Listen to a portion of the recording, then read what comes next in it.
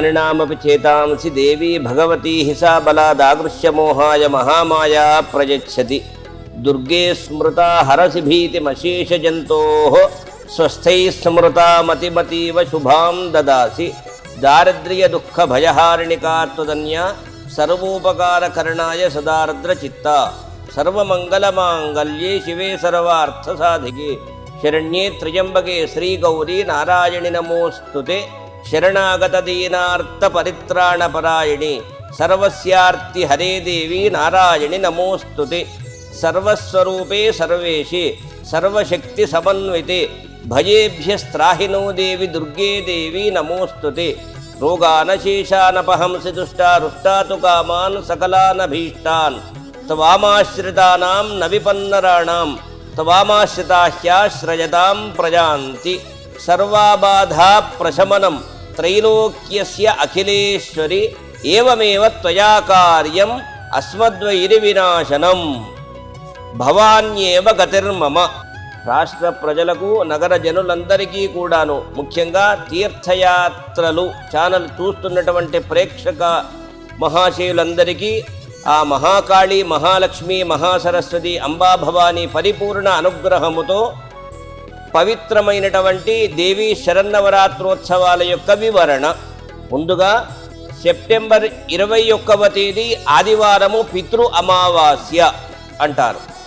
ఈ పితృ అమావాస్య రోజు తెలంగాణ రాష్ట్రములో ఎంగిలిపూల చిన్న బతుకమ్మగా, ఈ బతుకమ్మ అనేటువంటిది మన బ్రతుకులను మార్చేది పుష్పగౌరి.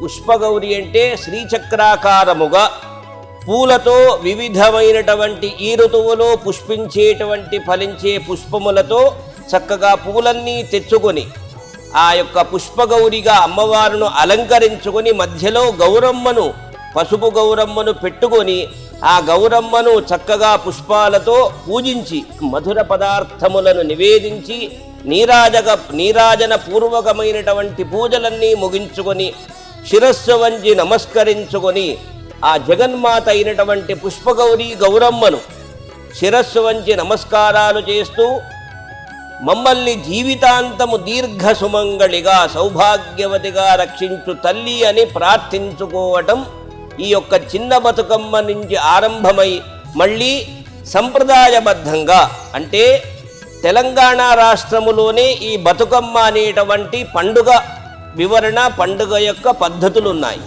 ఆంధ్ర రాష్ట్రము, కన్నడ రాష్ట్రము, తమిళనాడు రాష్ట్రములో ఈ పండుగ లేదు, అంటే వాళ్లకు సంప్రదాయము లేదు. తెలంగాణ రాష్ట్రములోనే ఇది ప్రధానంగా దీన్ని ఆచరిస్తూ ఉంటారు. అందులో ఈ తెలంగాణలో కొన్ని జిల్లాలలో, ఇప్పుడు ఉండబడేటువంటి 30 జిల్లాలలో కూడాను ప్రాంతాచారంగా ఉంది. వేములవాడలో 7 రోజుల బతుకమ్మగా గౌరవించి 7 రోజులు చక్కగా ప్రతినిత్యము బతుకమ్మను పుష్పములతో అలంకరించి పుష్పగౌరిగా గౌరవిస్తూ పూజించి సాయంకాలము చక్కగా అమ్మవారును ఆటపాటలతో, అంటే ఆ అమ్మవారికి సంబంధించినటువంటి చక్కటి కీర్తనలతో అమ్మవారును సేవించుకొని నీళ్లలో నిమజ్జనం చేసుకొని సంప్రదాయబద్ధంగా ఆచరిస్తూ ఉండటం ఈ యొక్క బతుకమ్మ వేడుకలు. సెప్టెంబర్ 21వ తేదీ ఆదివారము పితృ అమావాస్య రోజున ఎంగిలి పూల బతుకమ్మ, దాన్ని చిన్న బతుకమ్మ ఆరంభం చేస్తూ ఉంటారు. అన్ని చోట్ల, ప్రతి గ్రామములో, నగరములో, వసతి గృహాలలో, ధార్మిక క్షేత్రాలలో, ఆలయాలలో. కరీంనగర్ పట్టణములో మనం ప్రస్తుతం ఉన్నటువంటిది అంబాభవాని దివ్యక్షేత్రము.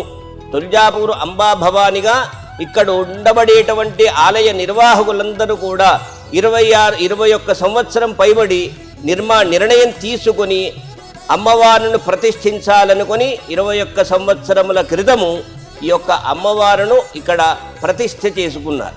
తుల్జాపూర్ అంబాభవానిగా గౌరవించుకొని చుట్టూ దత్తాత్రేయుడు, నవగ్రహములు అన్నీ కూడా నిర్మాణం చేయించుకున్నారు.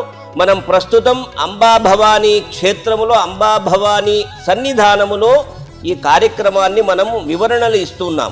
ఇప్పుడు బతుకమ్మకు సంబంధించింది మనం తెలుసుకోబోతున్నాం. బతుకమ్మ కరీంనగర్ పట్టణములో దుర్గాష్టమి, అంటే సాయంకాలము దుర్గాష్టమి ఉన్నప్పుడే బతుకమ్మను ఆడి చక్కగా, అంటే బతుకమ్మను పేర్చుకొని ఆ బతుకమ్మలో గౌరమ్మను పెట్టుకొని పూజించుకొని చక్కగా నీళ్లలో నిమజ్జనం చేయడం. కరీంనగర్ పట్టణములోనే, కేవలం కరీంనగర్ పట్టణములో దుర్గాష్టమి మధ్యాహ్నము నుండి సాయంత్రం వరకు ఎప్పుడైతే దుర్గాష్టమి ఉంటుందో అదే సంప్రదాయంగా కరీంనగర్ పట్టణములో ఆ దుర్గాష్టమి సాయంకాలము, మధ్యాహ్నము నుండి సాయంకాలము దుర్గాష్టమిని పురస్కరించుకొని ఆ పెద్ద బతుకమ్మ, దానినే సద్దుల పెద్ద బతుకమ్మగా పండుగగా జరుపుకుంటూ ఉంటారు. కరీంనగర్ సంప్రదాయం, కరీంనగర్ యొక్క పట్టణ వాసులకు ఆచారము.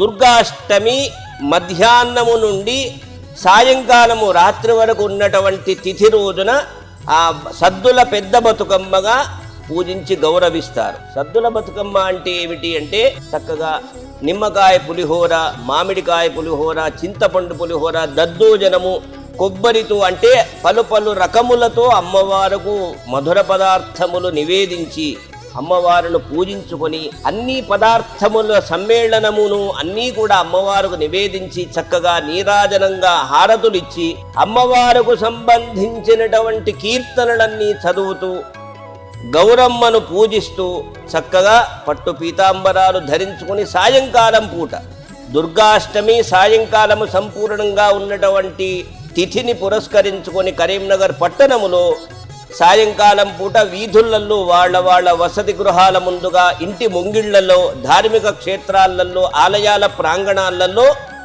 ఈ యొక్క బతుకమ్మను కూడా పెట్టుకొని చక్కటి కీర్తనలు పాడుతూ, చక్కటి కీర్తనలు చదువుతూ అమ్మవారి చుట్టూ ప్రదక్షిణాకారముగా, కుడి నుండి ప్రదక్షిణాకారంగా చేస్తూ అమ్మవారిని గౌరవిస్తూ పూజిస్తారు. ప్రదోష వేళ గోధూళి సమయము నుండి రాత్రి సమీపిస్తూ ఉండగా చెరువులలో, నీళ్లల్లో ఆ యొక్క పుష్పగౌరి అనేటువంటి బతుకమ్మను నిమజ్జనం చేయటం సంప్రదాయంగా వస్తుంది. ఇది సద్దుల బతుకమ్మ. ఆ సద్దుల పెద్ద బతుకమ్మ ఈ సంవత్సరం 2025 సెప్టెంబర్ 29 సోమవారం రోజున జరగబోతుంది. మధ్యాహ్నము నుండి సాయంకాలం వరకు దుర్గాష్టమి ఉన్నందున 2025 సెప్టెంబర్ 29వ తేదీ సోమవారము రోజున దుర్గాష్టమి పర్వదినమును పురస్కరించుకొని సాయంకాలము దుర్గాష్టమి పర్వదినమును తిథిని పురస్కరించుకొని సద్దుల పెద్ద బతుకమ్మను గౌరవించి పూజిస్తూ ఉండటము సంప్రదాయంగా వస్తుంది.